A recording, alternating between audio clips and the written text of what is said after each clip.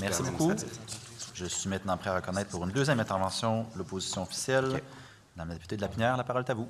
Merci, Monsieur le Président. Alors, je vais revenir où j'étais à la fin du premier bloc au sujet des vétérinaires qui ont l'obligation de donner l'ordonnance quand le client la demande pour acheter le médicament en pharmacie.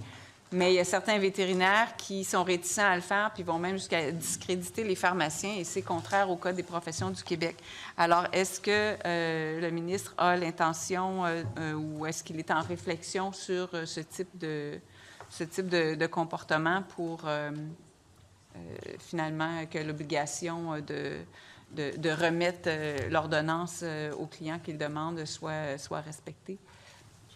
Oui, bien, Monsieur le Président, je répondrai sur la question en deux volets. La question de la députée de Lapinière, elle est bonne. Le premier élément, c'est sur les actes qui sont commis par les professionnels vétérinaires.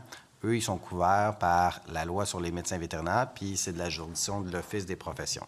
Donc, exemple, comportement dérogatoire à l'exercice de la profession, les règles associées prévues dans la loi particulière.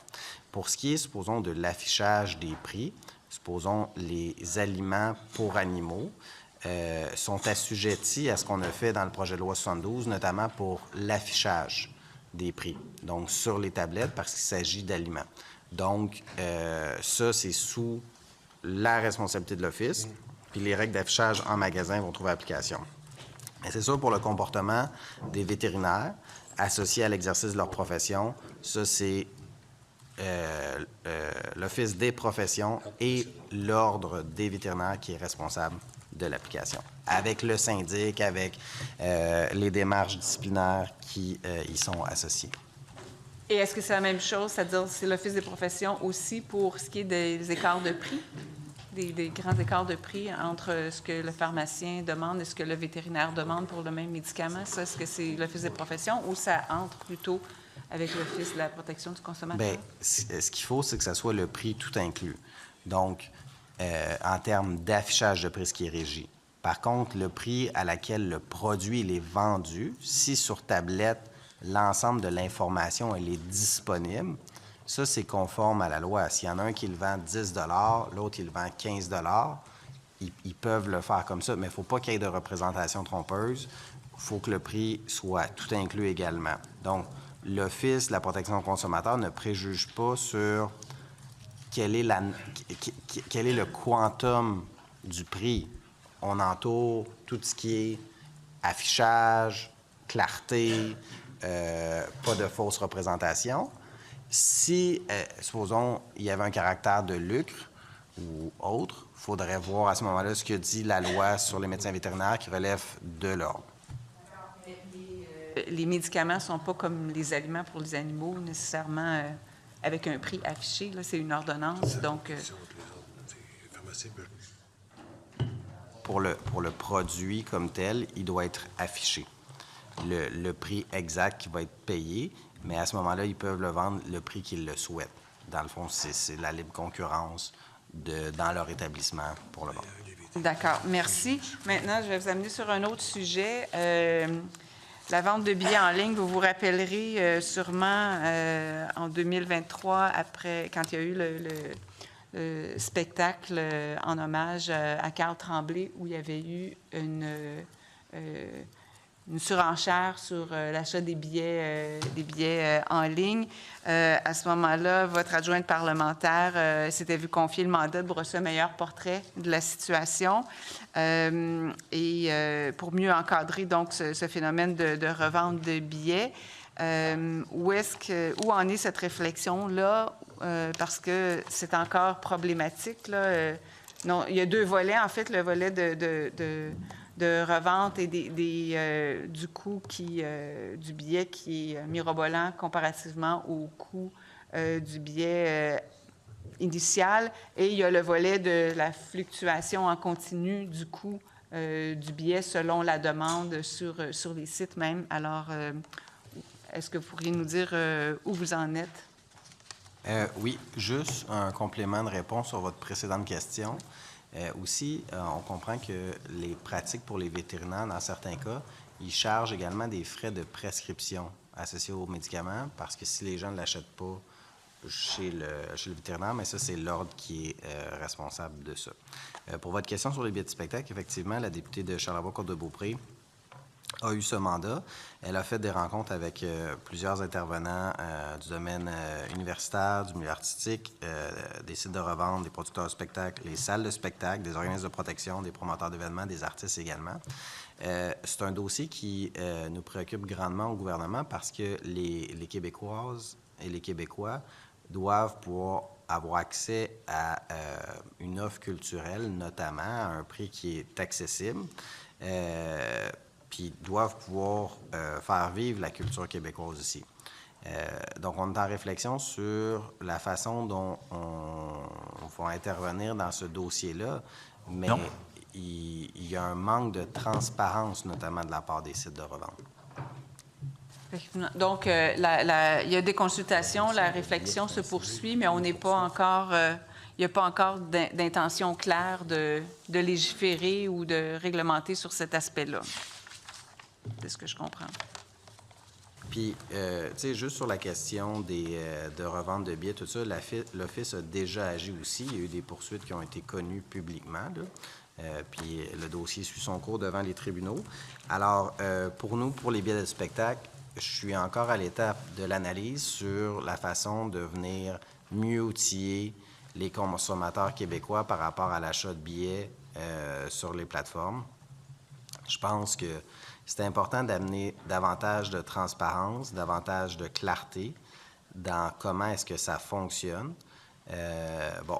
On a eu seulement 18 plaintes en 2024-2025 sur la revente de billets. Cela étant, c'est pas parce qu'on n'a pas de plaintes que c'est pas un dossier qui n'est pas prioritaire non plus pour l'Office, parce que il y a des milliers de billets qui sont vendus par année, puis quiconque a été sur les différentes plateformes a constaté que parfois c'est un peu bizarre comment ça se passe. Merci. Bien, effectivement, vous êtes à l'analyse, mais est-ce qu'il y a des avenues déjà qui sont envisagées ou vous n'êtes pas encore rendu assez loin dans l'analyse pour nous en dire plus? Il y a différents phénomènes, notamment celui sur le fait que parfois les consommateurs pensent acheter directement du producteur alors que c'est pas le cas. Puis vous savez, il y a de nombreux artistes qui se sont prononcés là-dessus aussi, puis qui disent, supposons leur billet de spectacle était à 45 $. Il y a certains humoristes qui l'ont dénoncé aussi, 45 $. Puis ils disent aux gens dans la salle, combien vous avez payé pour venir me voir ce soir? Puis il y en a, c'est 200, 225, 250, tout ça. Alors que l'argent ne revient pas dans les poches des artistes ou du producteur, mais aussi du personnel de la scène aussi qui travaille à la mise en place. D'où ma question. Donc, comme je vous dis, on est en train d'analyser tout ça. Et comme le demandait le député de Saint-Henri-Sainte-Anne, bien, ça fait partie de nos réflexions parce qu'il y aurait peut-être lieu d'avoir une intervention législative à ce niveau-là. Parce que ça fait déjà 2 ans que le mandat avait été confié et que les analyses sont en cours. Alors, est-ce que vous pensez que ça pourrait arriver avant la fin de votre mandat? Bien, c'est mon souhait, mais comme je le disais tout à l'heure, c'est sûr qu'un autre mandat pour compléter les différentes réformes en matière de protection du consommateur, très certainement que c'est un travail qui est à long terme. Alors, on a beaucoup agi en matière de protection du consommateur avec le projet de loi 29, le projet de loi 72 également. Alors, parfait. Maintenant, sur un autre sujet, sur l'intelligence artificielle. Alors, on sait qu'il y a de plus en plus de fraudes qui sont commises à l'aide de l'intelligence artificielle. Puis les personnes les plus vulnérables sont souvent les personnes qui sont le plus à risque. Là, on pense, par exemple, aux personnes aînées. Mais les autres personnes n'y échappent pas non plus.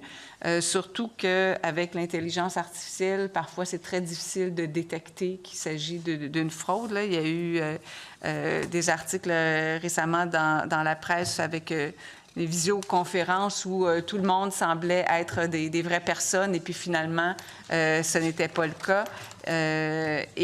Selon un ex-enquêteur de la Sûreté du Québec qui est spécialisé dans les crimes financiers, c'est un type de fraude qui pourrait être beaucoup plus courante à l'avenir à cause de l'intelligence artificielle ou grâce à l'intelligence artificielle. Alors, comme société, c'est nouveau et ça avance très vite, donc on n'est pas vraiment prêt à faire face à ça. Quelles sont vos intentions à ce niveau-là, à propos de toutes ces fraudes qui sont créées via l'intelligence artificielle? Alors, Monsieur le Président, vous savez, le phénomène des fraudes se transforme. Tu sais, auparavant, c'était, supposons, des fraudes en personne ou des fraudes téléphoniques. Bon, ça existe encore, mais l'avenue de l'Internet, l'avenue du numérique nous a amené vers un autre type de fraude, puis les fraudeurs se spécialisent. Alors, l'Office de la protection du consommateur a été proactif pour sensibiliser les consommateurs québécois à faire attention lorsqu'ils font des achats en ligne. Puis parfois, ça peut paraître être simple, mais des fois, les sites sont quand même bien faits. Donc, pour éviter de perdre de l'argent puis se retrouver dans une situation désagréable, on invite les consommateurs québécois, puis un site web qui a été mis en place par l'Office, une page de web qui a été mis en place par l'Office, notamment sur des conseils sur comment s'assurer que les plateformes sur lesquelles les Québécois font leur achat sont sécuritaires. Donc, dans un premier temps, est-ce que le commerçant indique ses coordonnées? Est-ce que l'entreprise est située au Québec, au Canada? Puis là, on a des liens sur se renseigner sur le commerçant. Avez-vous une information complète et vraie sur l'article convoité? Quelles sont les conditions de la vente? Le commerçant exige-t-il autre chose qu'un paiement par carte de crédit? Donc, c'est des éléments de base pour faire un achat éclairé. Donc, on donne de l'information aux citoyens, et notamment l'intelligence artificielle, comme vous le dites, ça amène vers différents types de fraudes. Mais je comprends que l'Office peut faire de la prévention, de la sensibilisation sur son site Internet, comme l'Association des banquiers canadiens fait aussi de la sensibilisation sur son site Internet. Mais est-ce que monsieur et madame tout le monde vont consulter ça? Peut-être après s'être fait avoir, ils vont avoir le réflexe d'y aller, mais il est trop tard. Qu'est-ce qu'on fait comme gouvernement, comme société, pour se préparer à prévenir les fraudes utilisées par intelligence artificielle, par clonage de la voix, par exemple? L'exemple que je vous donnais tout à l'heure, c'était pas de l'achat, c'était vraiment un conseil d'administration presque au complet qui était cloné et l'employé de l'entreprise était certain que c'était les membres du conseil qui lui demandaient de faire des transactions bancaires et qu'il faisait. Alors, c'est vraiment gros. Il y a le crime organisé qui va chercher les bons programmeurs, les bonnes personnes pour pouvoir œuvrer, entre guillemets, dans ce domaine-là. Alors, qu'est-ce qu'on fait pour tenter de prévenir puis d'être un peu en avant de la parade, entre guillemets, pour protéger les consommateurs québécois et même plus que les consommateurs particuliers, là, parce que ça affecte tout le monde et les entreprises aussi?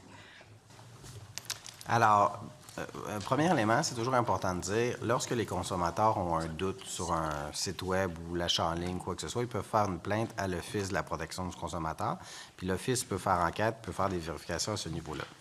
À votre question, quoi d'autre est-il fait par l'Office de la protection du consommateur pour s'assurer je vous dirais, de la vigilance? Bien, l'Office a mis sur pied un comité de veille et de surveillance en intervention pour justement assurer une veille où les spécialistes de l'Office se réunissent pour constater, le type de plainte, pour également faire de la vigie sur le type d'article ou de potentielle fraude, puis ça relève, dans le fond, du président de l'Office, justement pour rester alerte sur les différents éléments.